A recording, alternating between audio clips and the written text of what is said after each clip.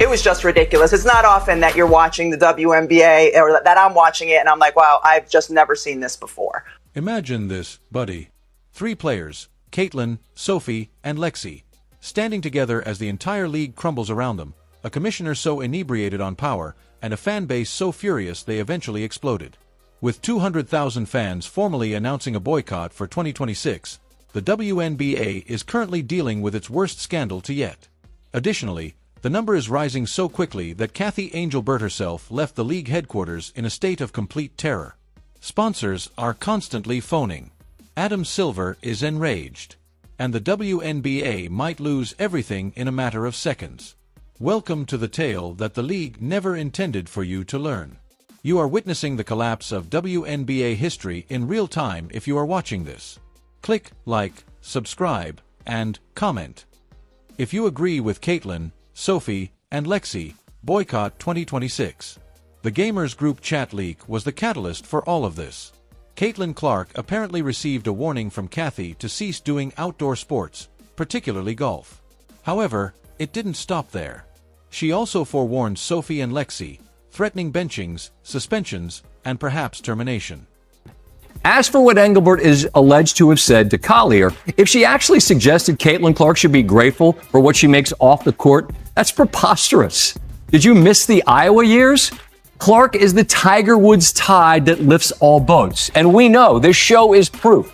The highest rating we have ever had followed one of her games at Iowa. The WNBA has benefited from her presence more than the other way around, even though this year for Caitlin Clark was essentially lost to injury. The players were stunned. We can't even play golf, Caitlin inquired.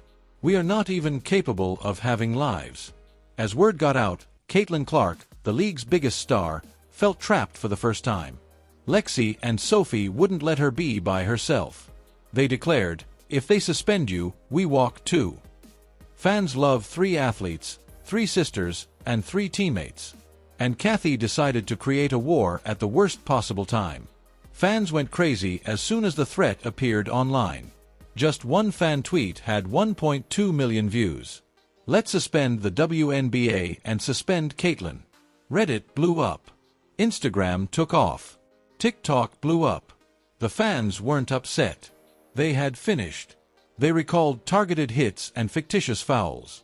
Caitlin was benched for defense. Threats related to golf, cautioning players for just being there. The nuclear button was then depressed. A boycott for 2026 was signed by 200,000 fans. Confirmed, official, and expanding every minute. People did more than simply abstain. Families abstained. Children abstained. Friends abstained. The rage didn't go away. It was a generational issue. The sponsor saw the numbers in a matter of hours. They didn't hold off. They didn't bargain. They gave Kathy a call. You lose us if you lose Caitlin. This isn't a league problem, a sponsor representative actually stated. This is a Kathy issue. All of a sudden, emails began to arrive at league headquarters. Then the high tide lifts all boats or whatever, basically.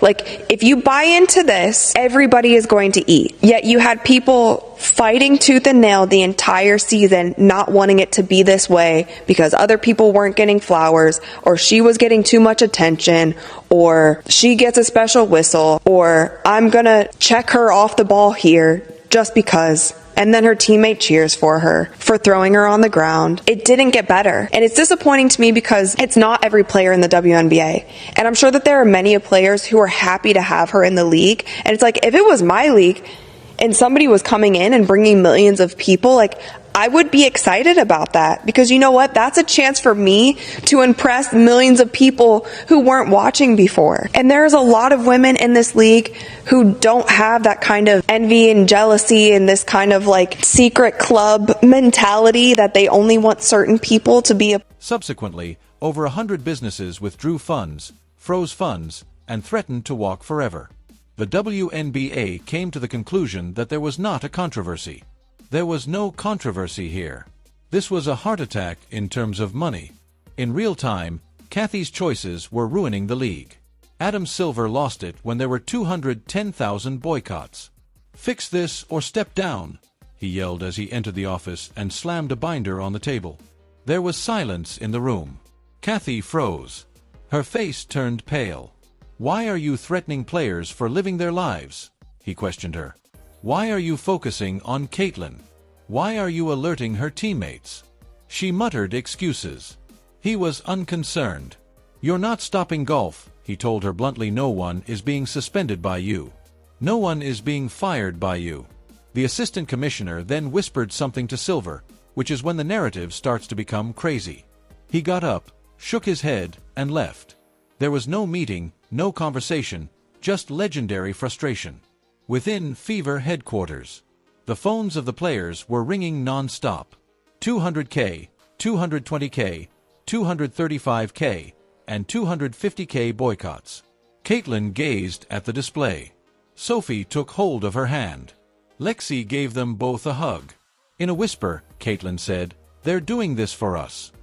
Sophie replied, "Then we stay strong." Lexi replied, "Together." The WNBA office was in disarray at the same time, with executives hiding in their offices, employees crying, phones ringing non-stop, emails exploding, and sponsors frozen. Kathy was shaking too. She had no strategy, assistance, no backup. She became aware of the reality. You can't battle your supporters. You cannot put your stars in danger. People are beyond your control. And at last, the supporters reclaimed their league. When families were taken into account, the boycott estimate surpassed 1 million by the end of the day. Kathy's office door was locked, and her chair was vacant. She remained silent. The league lost money, stability, sponsors, fans, and reputation. That would be holding the players back from saying, yes, we agreed to an extension. Let's try to iron out this deal so there is no lockout. Right? They'll still be able to negotiate if there's a lockout. However, players won't be able to head to the facility. They won't be able to get treatment. They won't be able to train with the team, with the staff. So there is some things to lose if there is a lockout. Sources: WNBA offers players extension on CBA deadline. The WNBA has offered players a 30-day extension to continue negotiations for a new collective bargaining agreement, sources told ESPN on Tuesday. An extension before the current CBA expires Friday would allow both sides more time to negotiate a new deal. That question, which raises some sensitivities of rivalries between players. In the case of Angel Reese, who's just had to shut it down because of a wrist injury, Caitlin Clark, who's continuing to play. Rivalry that goes back to their college days, presumably, where I guess some trash talking entered in. But now it seems on some social media channels to have taken a darker turn, a more menacing turn, where race has been introduced into the conversation, where sexuality is sometimes introduced into the conversation.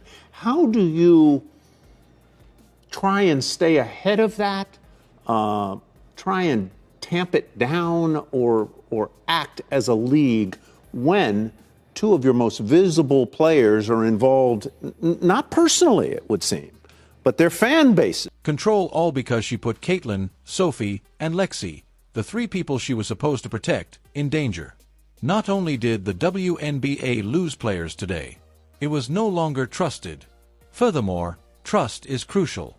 Comment Boycott 2026 until justice is served if you think the fans were correct. Please click like and subscribe if you support Caitlin, Sophie, and Lexi. This controversy is far from done.